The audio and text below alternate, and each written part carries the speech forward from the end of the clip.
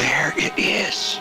The holy grail of Christmas gifts, the Red Ryder 200-shot range model air rifle. Ralphie, what would you like for Christmas? Horrified, I heard myself blurt it out. I want an official Red Ryder carbine action 200-shot range model air rifle. What I want for Christmas is a Red Ryder BB gun with a compass and a stock and this thing which tells time. Wow, that's great. A Red Ryder BB gun with a compass in the stock and this thing which tells time. No.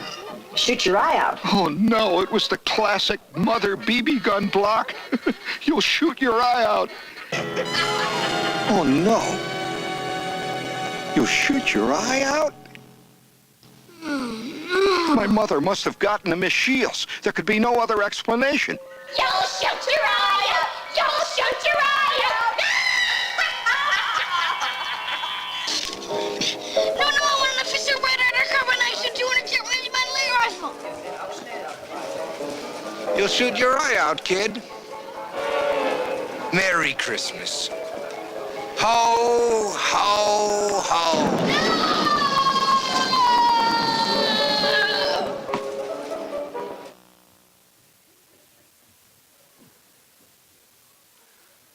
I love that movie. Good morning, everybody. My name is Chris, and I am the Children's and Youth Pastor here at New Hope. And I just want to say thank you all so much for being here today and listening to these amazing kiddos sing their hearts out, especially little Jameson. If we can add him to our worship, man, that'd be amazing, wouldn't it? Every single Sunday. He did a great job. No, I just want to say just how excited I am to be able to be here with you all today, just to share with you guys this week's Advent message. A couple weeks ago, Pastor Shane talked about what the word Advent means. So Advent, what it means is it means coming or arrival. We've already had a coming, and we've already had an arrival. And that is being with the birth of our Lord Jesus Christ. But there's also another arrival, and there's also another coming that we're anticipating for. And that's when Christ comes back for his church. We as Christians are filled with urgency, longing, and expectations.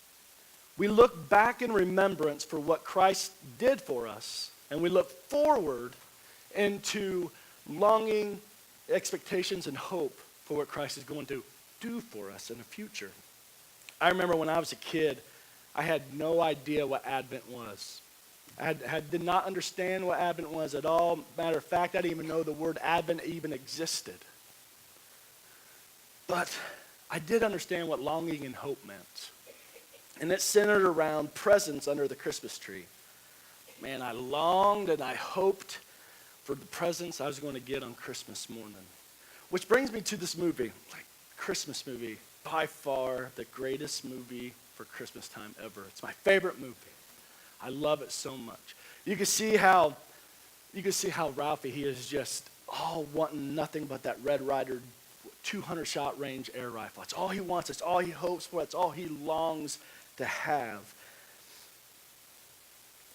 But the thing that's funny is he does everything he can do because he wants that so bad.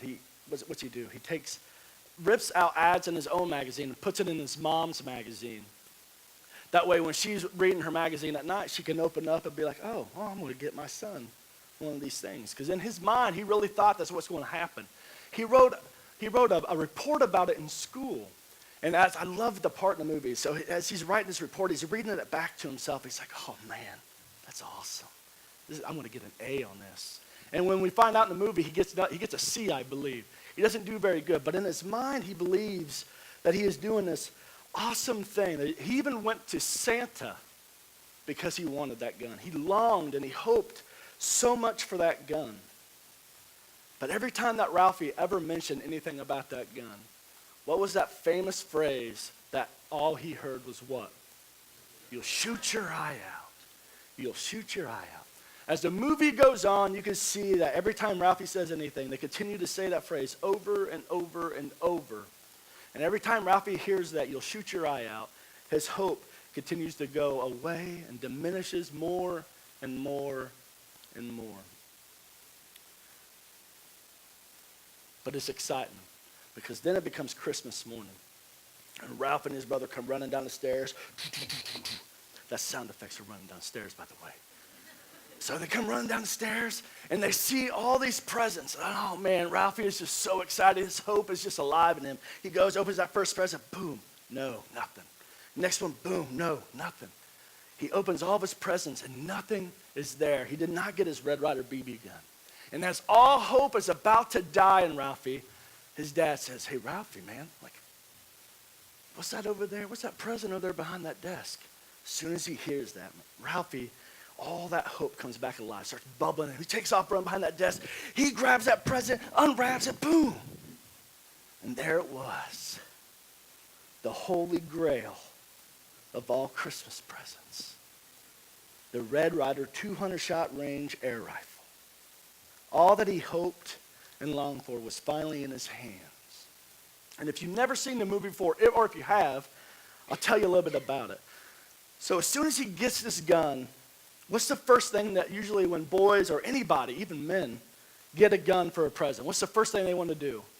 They want to shoot it, right? So he goes up to his mama. He's like, hey, I got to shoot this. Let me go shoot it. She's like, no. He's like, please, let me shoot it. Let me shoot it. She's like, all right, go get a coat on, go get gloves, and go get a hat. And also, don't shoot your eye out. So what's he do? He starts walking with all this swag, like he's got it all together, you know? He thinks, before that part in the movie, before Christmas morning, Ralphie's having visions of himself with this Red Ryder BB gun. Like there's a vision where his mom and dad are like hiding in a corner somewhere in his house because these robbers are coming to rob him, but Ralphie comes in, boom, with his Red Ryder BB gun, like, I got this. Goes through the living room, hits the kitchen, opens the window, bam, takes out every single one of those people that are coming to rob him. So when he actually gets the gun, he really thinks like he's some cowboy. Like he thinks he's this amazing guy. He comes out there with all the confidence, thinking he's Chuck Norris or Jason Bourne or something, you know? He's just like, I got this. He puts that gun, aims, boom, shoots the gun, and what happens? It ricochets off a sign and hits him in the glasses and almost shoots his eye out. Like, how sucky is that, right? Like, that's all he wanted to do was shoot it, and then he almost shoots his eye out. And the whole reason why I even say that is because so many of us can relate to Ralphie's story. Hopefully not with our eyes being shot out, but we can relate to his story. We all remember that Christmas, you know, hoping to get what we were dying to have, but we could not live without. For me, it was a big wheel. I had to have that pedal 3-wheeled machine made of plastic. You know, they called it the green machine. That's how you knew you were cool back in my days. If you had one of those, that's all I wanted. That's all I had to have. And everyone in this room, there's something throughout your life that you also wanted, or also that you thought you had to have as well. I don't know if it was a BB gun. I don't know if it was a big wheel like me. I don't know if it was a doll. I don't know if it was a microwave thingamabobber-jigger that cooks cupcakes and cookies. I don't know what it was, but we all had that. We all had that one thing we hoped to get. Which brings me to, we all hope for something. Think about it. How many of us have said, I hope you feel better? How many of us said, I hope I get an A in this class? Or if you're me, I hope I pass this class, right? I hope to make a difference in the world. I hope I get a raise. We've all said that. Right, Shane? I hope we get a raise. My favorite one by far is I hope my in-laws leave soon. Man, can't wait. We can all relate to the word hope. There's not a day that goes by where we don't use or need hope. It's a powerful word and it helps us all get through the tough times in our lives. But what is hope? Hope is a vision for better days that changes us in the present. And what I mean by that is there's something that we see, something that we want that's in the future that we hope to have, and it changes us who we are today. Like this came out after my girls were already old enough, and I never got to do this, but you all know that little elf on the shelf thing, or that demon elf thing goes and tells Santa every single thing that a child does. Because a child believes that he has to be good, right? So that is a visual reminder for that child to be able to be good and do what's right, because if he don't, he's not going to get what he wants for Christmas. So what's that child do? He changes who he is in the present so he can get what he wants in the future. That's what hope is. Hope gives us something to look forward to, and it gives us a purpose. For example, if I want to make a difference in the world, the hope that I have in me should motivate me enough to do something about it, to make a difference. Just like Ralphie, he hoped for that Red Ryder BB gun. What did he do? He took action, right? He did something about it. He went and ripped magazine articles out and put it in his mama's magazine. He went and told Santa, went and told his friends, went and told anybody and everybody who'd listened to him that he wanted that BB gun. So he did something about it. He strived after that gun. We are just a few weeks away from the new year. And as the new year approaches, we all are going to do our resolutions, right? For me, if you're anything like me, I make a resolution December 9th, 2018, and I do nothing about it January 1st. But today it makes me feel good because I'm going to think I'm going to do something later off, right? So we make our resolutions, we set our goals, and we set things in our minds that we strive after as well. But as each of us strive for a life that is truly fulfilling, many of us will find a life that's frustratingly empty. If we want to be somebody who actually goes through life under the confines of what this world has to offer, you may get to the end of your life and find that is frustratingly empty. Solomon, King David's son, who we can read about in the Old Testament, knows a little bit about this subject. Like even God himself went to Solomon and told him that he's going to be the wisest man to have lived and ever will live. And we can read that in 1 Kings 3:12. It says, I will give you what you ask for. I will give you a wise and understanding heart, such as no one else has had or ever will have. Solomon has everything anybody could ever want. He has all the money, all the fame, all the wisdom, and all the material possessions anybody can even ask for. And I truly believe that he even had a Red Ryder BB gun and a big wheel. So he was cool. So he had everything he ever wanted.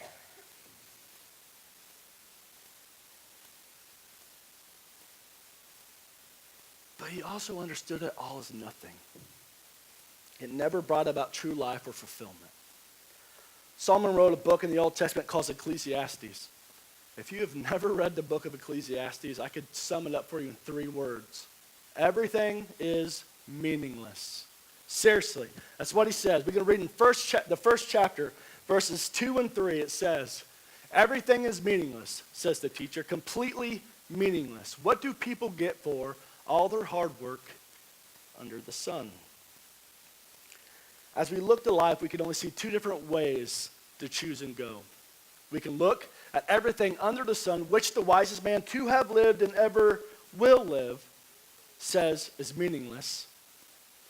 Or we can look at what truly gives life, Jesus.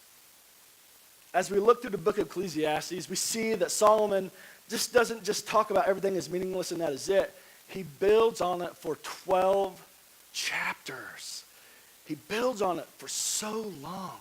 But why does he do that? Why does he feel like he has to build on it? Because he knows, because he's the wisest man to have lived and ever will live, he knows that December 9, 2018, the culture that we have are not easily convinced. He knows that I can sit up here and tell you that everything in this world has to offer is meaningless and will not give you fulfillment. And he knows as soon as I say it, you're all going to take off out these doors and continue looking for a life that will not give you any meaning, because you're going to continue looking for a life what the world has to give you. He builds and builds and unpacks hopelessness for us all. So in the end, we can appreciate hope. We can all look at our lives and see how it just cycles over and over again. So here's an example. Tomorrow's Monday. This is what's going to happen for most of us. We're going to wake up. Well, I hope all of us wake up. But we're going to wake up. We're going to get dressed. We're going to eat breakfast. If we have time, we're going to go to work, go to lunch, go back to work, come home, watch TV or play Fortnite, whatever these kids do now. You're going to do that, and then you're going to eat dinner, and then you're going to sit there and think about exercising, but you're really not, because that's a resolution that you're going to begin January 1st, but we all know how that turns out, right? And then you're going to eat ice cream because you feel good because you're going to exercise in the beginning of the year, and then you're going to watch some more TV, play Fortnite or whatever, and then go to bed. Come Tuesday, you're going to wake up, you're going to get dressed, you're going to eat breakfast if you have time, go to work, go to lunch, come back to work, go home, watch TV, eat dinner, watch some more TV, think about exercising, watch some more TV, eat ice cream, and go to bed. The same thing on Wednesday, the same thing on Thursday, the same thing on Friday. You get the idea. You can see how our lives cycle over and over and over again. And the funny thing about that is, while our lives are cycling, we truly believe they're building at the same time. But why is that true? Because the majority of us, if not all of us, have that if-only mentality in our hearts. If only I could get a raise, then I'll be happy. If only my kids would listen, I would be a great parent. If only I can get into a Division I school, I will become successful. If only I had the right one, then I would be fulfilled. If only we could get that house, our family would be great. If only, if only, if only. Right here is a line, a blank line that there's nothing there. And on that thing that we handed you guys this morning when you came in, it says, if only with a line. I challenge you all right now to write down what that if only in your life is. Be honest. Write it down. What is that if only? If only my wife would listen to me, man, I'd be a great husband, right? If only my husband would listen to me, I'd be a great wife. If only I had this, if only I had that, only if I went here, only if I went there. If only, if only, if only. And what we're saying with that is, if only my life can get to that if only part in my life will be fulfilled. But that's what Solomon is doing in the whole 12 chapters of Ecclesiastes. He is bringing up to surface all the if-onlys in our hearts. We can read in Ecclesiastes chapter 1, starting with verse 9. It says, history merely repeats itself. It has all been done before. Nothing under the sun is truly new. Sometimes people say, here's something new, but actually it is old. Nothing is ever truly new. What Solomon is saying in here is behind every if only is another if only. It's a continuous pattern of events, and all the if onlys will never bring true fulfillment. It will never end. It'll always be. We'll always have an if only. If only I get that job, man, I'm going to be great. You get that job. Now that you got the job, it's if only I get a raise, I'm going to be great. Then you get that raise. But if only I get my boss's position, I'll be great. Then you get your boss's position. It keeps going. The if only never stops. And somewhere while you're climbing the if only mountain, eventually you just die. Merry Christmas. It's that simple. Some of us here today maybe think this lesson isn't for you. We may think that I have reached a level of fulfillment, we have reached a level of status, or we've reached a level of wealth. Well, let me read to you what Solomon has to say to those. He says, we don't remember what happened in the past, and in future generations, no one will remember what we are doing now. So what Solomon is saying is he's saying that we spend our whole lives trying to build a name for ourselves, building a company, building wealth, but the moment you leave this world, it all gets washed away, and no one remembers who you were here. You believe you're somebody when you're really a nobody. The moment you leave, someone else swoops in with the same vision, and they take over. No one remembers the work that you have done. They only remember the work that the person who's doing it right now. That's the only thing that they remember. Let's continue reading in Ecclesiastes here. It says, I, the teacher, was the king of Israel, and I lived in Jerusalem. This is Solomon speaking. I devoted myself to search for understanding and to explore by wisdom everything being done under heaven. I soon discovered that God has dealt a tragedy existence to the human race. I observed everything going on under the sun, and really, it is all meaningless, like chasing the wind. What is wrong cannot be made right. What is missing cannot be recovered. I said to myself, look, I am wiser than any of the kings who ruled in Jerusalem before me. I have greater wisdom and knowledge than any of them. So I set out to learn something. Could we back up just one more, please? So I set out to learn everything from wisdom to madness and folly. But I learned firsthand that pursuing all of that is like chasing the wind. What Solomon is saying is here that he's done everything that could be possibly done. He has taken and done every if only that anybody could ever do. He has done all the good. He has done all the bad. There isn't one thing he hasn't done. And what does he say it's like? He says it's like chasing the wind. Have you ever chased the wind? I have and passed out. It never ends. It keeps going that way. It'll go this way. It'll go over here, there, everywhere. It never stops. And Solomon says you're going to get to the end of your life. If you continuously chase after the wind and continuously find fulfillment in what this world offers and what this world gives you, and you're going to look and open your hands and see how your life is frustratingly empty. Like I said before, Solomon builds and builds and unpacks hopelessness for us all. So in the end, we could appreciate hope. Until you see life under the sun for what it truly is, you will never begin to look for life in the one place that can actually give it to you.